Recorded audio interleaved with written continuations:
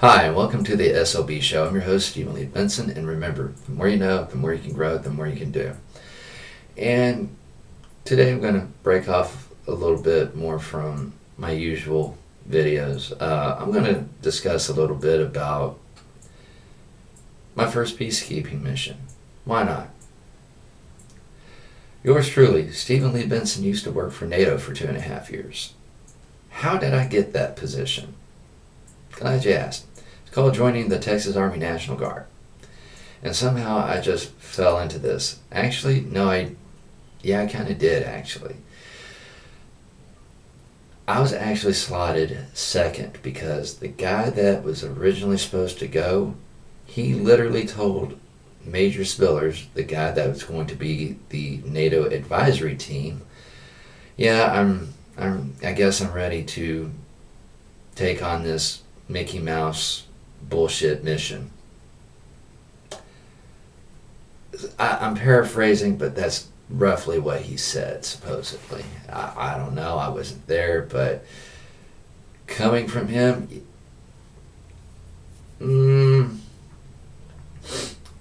awesome tech guy. Just sometimes diplomacy was not his strong suit, we'll say that. So anyways, I stumbled onto this mission.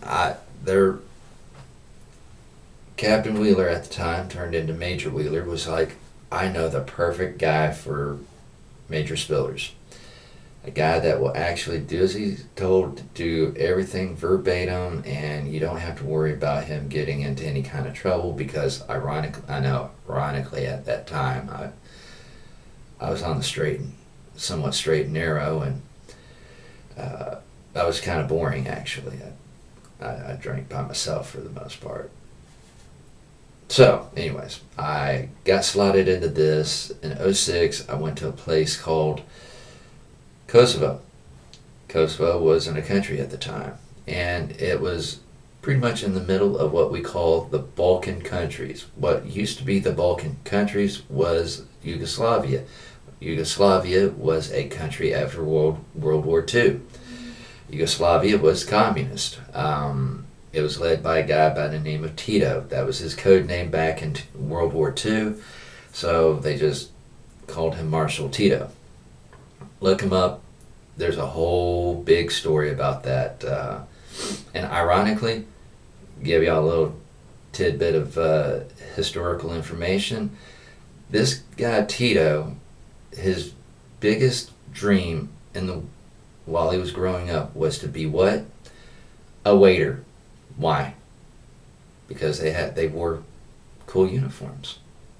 That's the only reason why he really wanted to be a waiter. A guy that wanted to be a waiter became a leader of a country.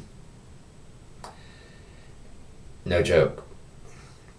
But he was cool with waiters too, because the guy that waited on him at a party when he became leader for a lifetime spilled some soup on him, and he was very calm, very kind, just was like, please go get me some more because I don't want to wear this. Thank you. But this time don't spill it on me. I don't want to wear it. I want to eat it this time. Something to that nature. But anyways, I digress.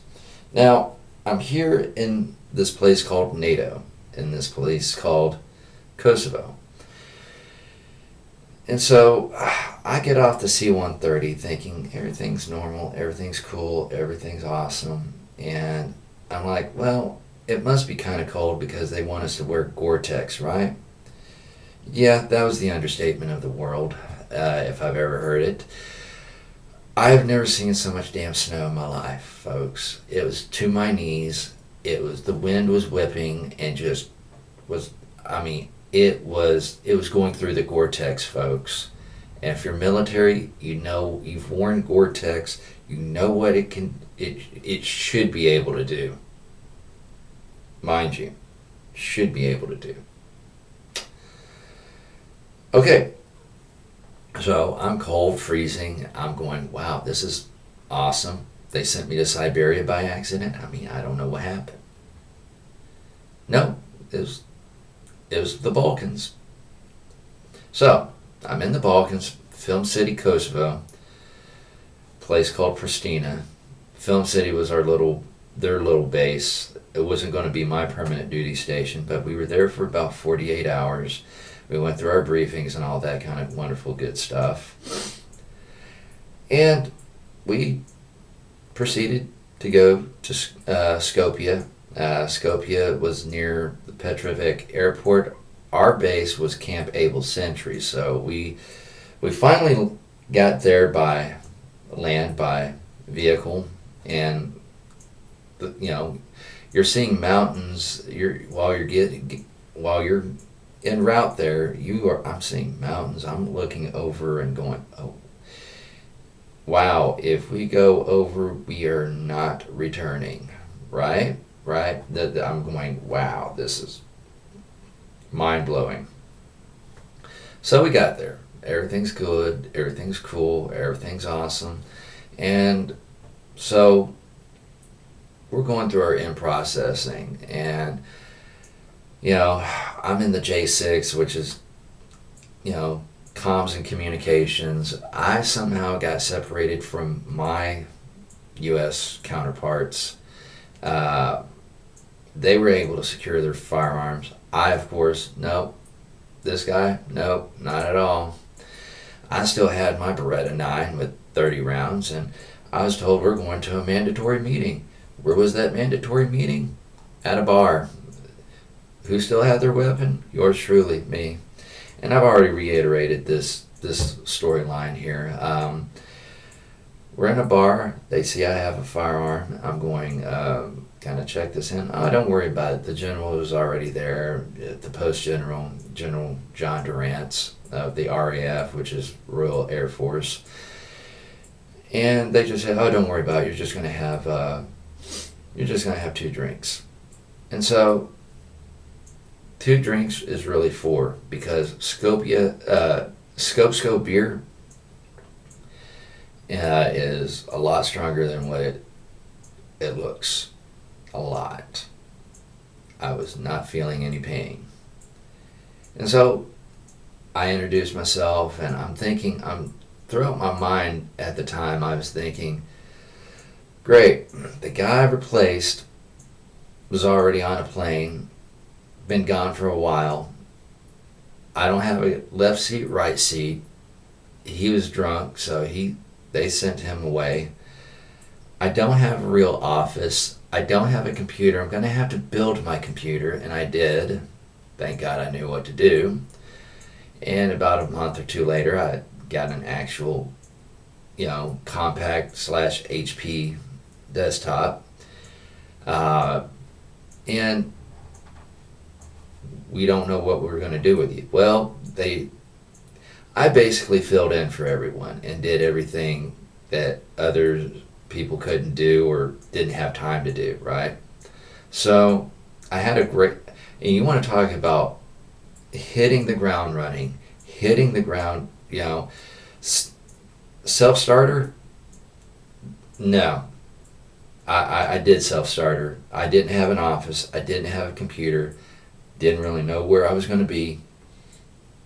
I found places to be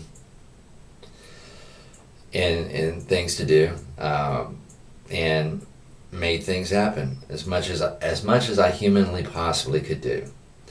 And so that was quite interesting. NATO for 2.5 years was an interesting place.